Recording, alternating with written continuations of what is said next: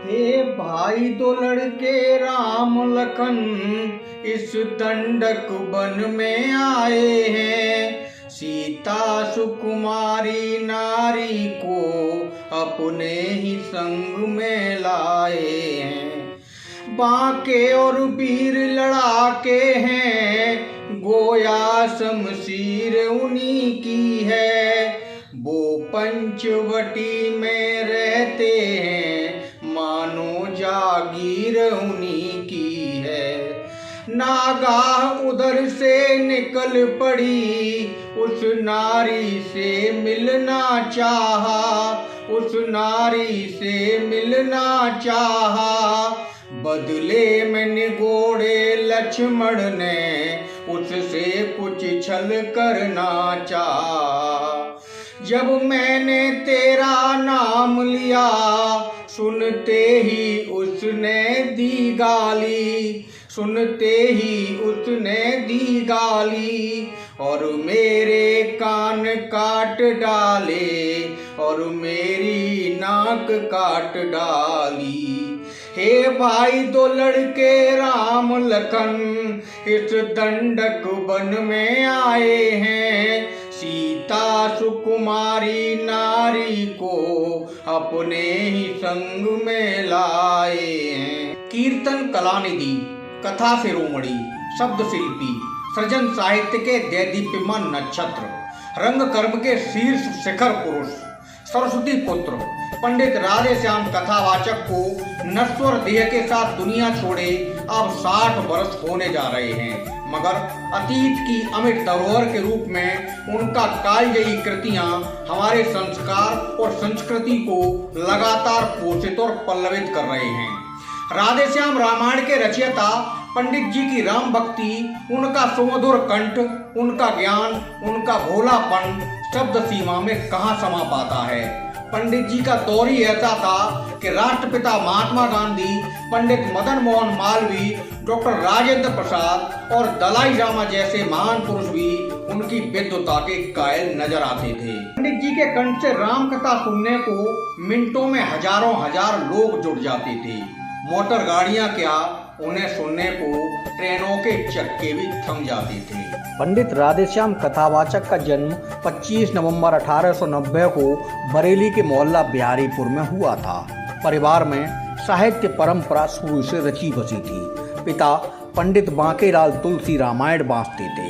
छोटी उम्र से ही पंडित राधेश्याम ने पिता के साथ तुलसी रामायण गाना शुरू किया था और देखते देखते वह महर्षि वाल्मीकि एवं गोस्वामी तुलसीदास की तरह ही अपनी अलग शैली के अलग राम कथा वाचक बन गए।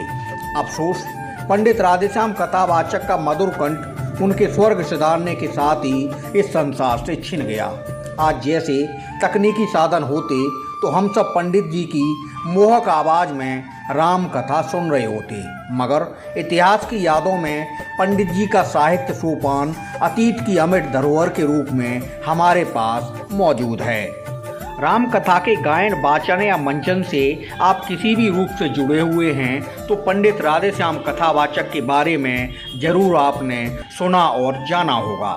कच्चे खपरेल और छप्पर वाले घर में जन्मे पंडित राधेश्याम के परिवार का शुरुआती वक्त इतना दारुण था कि उनके बाबा को भजन गाने के एवज में जब अठन्नी मिलती थी तो उससे भोजन की व्यवस्था होती थी।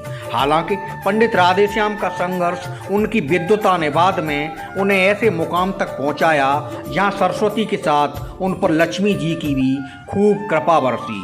1907 के आसपास वयस्क होते होते हिंदी, उर्दू, अवधी और ब्रजभाषा के प्रचलित शब्दों के सहारे अपनी खास गायन शैली में उन्होंने जो राधेश्याम रामायण रची वह इतनी लोकप्रिय हुई कि करोड़ों प्रतियां बेचने का रिकॉर्ड बना।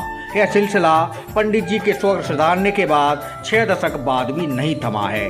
देश दुनिया में होने वाली ज्यादातर रामलीलाएं राधेश्याम रामायण के सहारे ही होती हैं। सिर्फ राधेश्याम रामायण नहीं, पंडित राधेश्याम ने कृष्णायन, महाभारत, शिवचरित और रुक्मिणी मंगल जैसी कालजयी रचनाएं भी लिखी थीं। रामकथा वाचन की उनकी विशिष्ट शैली का प्रताप ऐसा था कि पंडित मोतीलाल नेहरू ने अपनी पत्नी स्वरूप रानी की बीमारी के दिनों में पत्र लिखकर उन्हें इलाहाबाद आनंद भवन बुलाया था। और 40 दिन उनसे राम कथा सुनी थी। विजय लक्ष्मी पंडित उनसे अपना पसंदीदा भजन सुनती थी।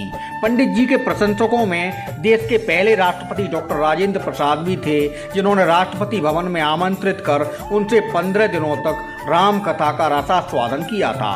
पंडित राधेश्याम की लोकप्रियता से अभिभूत नेपाल नरेश ने उन्हें अपने सिंहासन से भी ऊंचे आसन और स्वर्ण मुद्राओं की कई थैलियां और 4 बाल्टियों में भरे चांदी के सिक्कों के साथ कीर्तन कला निधि की उपाधि दी थी। उस दौर में उन्हें साहित्य वाचस्पति और कथा शिरोमणि जैसी उपाधियां भी मिली थी। अलवर की महारानी ने उनके लिए लिखा था कि श्री राम वाल्मीकि तुलसी हुए और तुलसी राधेश्याम। पंडित जी की रामकथा सुनाने का अंदाज कर्णप्रिय इतना होता था कि एक बार रावलपिंडी में उन्होंने बिना माइक के ही 50,000 लोगों को घंटों हिलने नहीं दिया था। 1922 में लाहौर में हुए विश्व धर्म सम्मेलन का श्री गणेश पंडित राधेश्याम कथावाचक के गाए मंगलाचरण से हुआ था। बौद्ध गुरु दलाई लामा ने उन्हें दुशाला और तलवार भेंट कर उनका सम्मान किया था। लाहौर में उनके नाम पर राधेश्याम कथावाचक मार्ग भी बना था। पंडित जी को सिर्फ कथावाचक भर कहना सूरज को दीपक दिखाने से ज्यादा कुछ नहीं है। वह पारसी रंगमंच के शीर्ष पुरुष थे। स्वतंत्रता, भाषाई स्वाभिमान, स्त्री सुधार और स्त्री शिक्षा से जुड़ी तत्कालीन चेतनाओं के वह गंभीर प्रतिनिधि भी थे। उन्होंने अंधविश्वास, पाखंड, कुरीतियों और रूढ़ियों के खिलाफ अपने श्रोताओं, पाठकों और दर्शकों को हमेशा जागृत किया।